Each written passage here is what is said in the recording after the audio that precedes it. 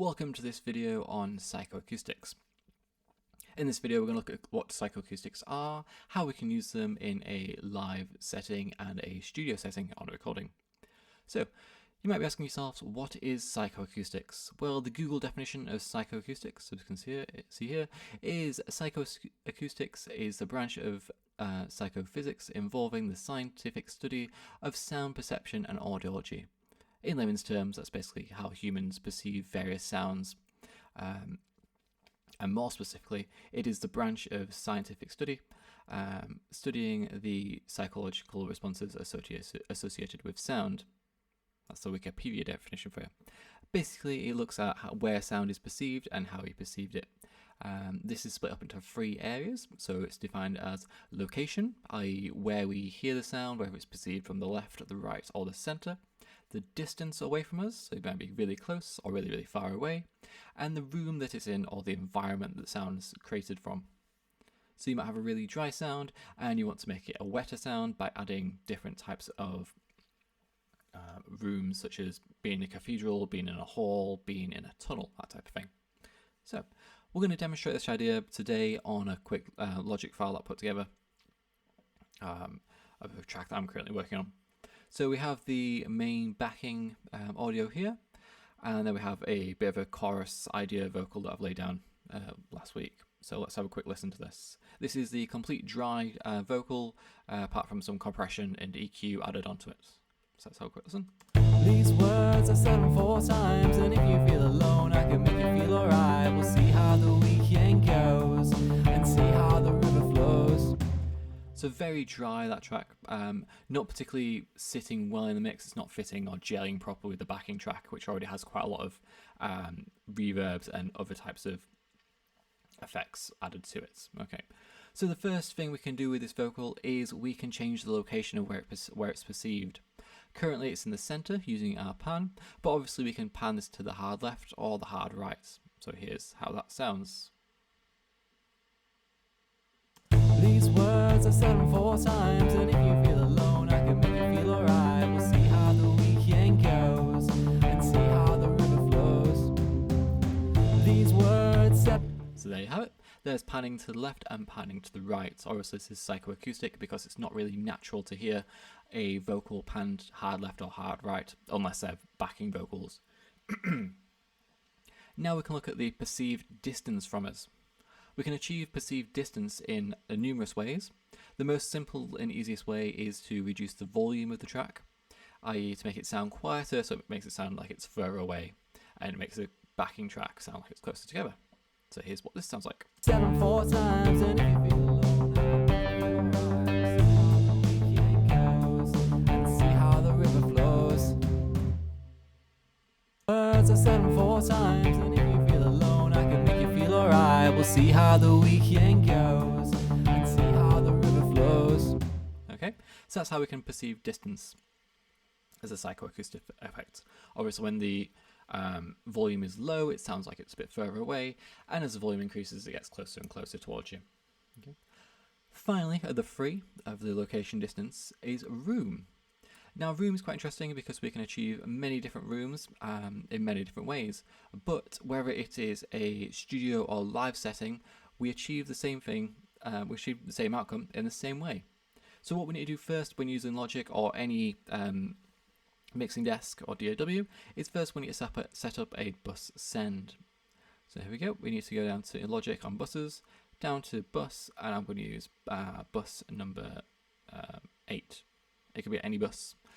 Okay, this brings up an auxiliary. I'm going to rename this to our reverb, because it's nice to know where your auxiliaries are. And then on this reverb track, I'm going to add in a plugin or audio effects in Logic. And this plugin is going to be a psychoacoustic effect. So this we could either use reverb, delay, phase, or numerous others which will cover the psychoacoustic effects. On here we're just going to use a chroma verb because it's standard. So there it is. Once we've set up our bus send, we need to tell our reverb how much of the source is incoming to it, so we can ramp up the send on the bus to around there to do it. And we should now see level coming in on our reverb channel. These words said them 4 times, and if you... There we go. So now we can see audio has been transferred as an auxiliary send from our chorus vocal into the reverb. Okay. We can edit the reverb to make the room sound different and larger and smaller to create another psychoacoustic effect. Okay. So we can change the room. So on this particular reverb, we can change it from a room to a chamber to a concert hall to a theatre to a synth hall, getting bigger and bigger. And then obviously within the rooms, we can change how the room sounds. So we can make it sound very airy, we can make it sound strange, we can make it sound dark, or we can make it sound really reflective, which basically means that the wet sound is going to be continued on a bit further. Okay, so let's have a bit of a tweak and see what these sounds like. Okay. Before we get there though, let's quickly look at the options we have. Now with most, if not all psychoacoustic effects, will have a time option. Okay, the time option means that we can sync our reverb times to our track. This means that our reverb isn't going to be either too short, which basically means that the reverb will end too soon and it won't carry long enough to hit the next line, or it will overstep the mark a bit and continue further on into the next line, reducing the clarity of the sound basically.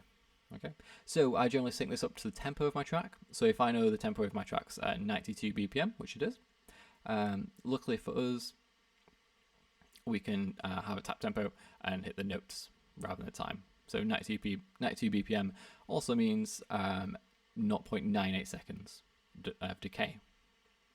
We then have the option for wet and dry. So as we said at the start, the dry option is the incoming audio and the wet option is the overall reverb.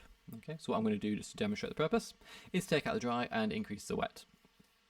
And then we can use our fader over this side for our reverb to control the overall amount of reverb we include. Okay, so let's have a quick listen. We can change some rooms around to what it sounds like. If you feel alone, I can make you feel alright. We'll see how the weekend goes. These words I said them 4 times. And if you feel alone, I can make you feel alright. We'll see how the weekend goes and see how the river flows. So theatre. I'll just soloist voice, it sounds a bit easier to listen to. These words I said them 4 times, and if you feel alone, I can make you feel alright. We'll see how the weekend goes and see how the river flows. These words said them 4 times, and if you feel alone. So you can really hear there that the reflective hall is much louder. If we now increase the delay over a few bars, we're going to increase the length of the overall psychoacoustic effect. So let's have a quick listen. These words I said them 4 times, and if you feel alone, I can make you feel alright. We'll see how the You see there where the reverb is completely stepping onto the next line and it's reducing the clarity of the overall audio. So that's something you should plan to avoid in most cases. Let's have a quick listen to the chamber. These words I said them 4 times, and if you feel alone, I can make you feel alright. We'll see how the weekend goes and see how the river flows. These words said them. You can really hear there with the synth hall that the 2 bars is way too much. So let's drop this back down to half notes or half a bar.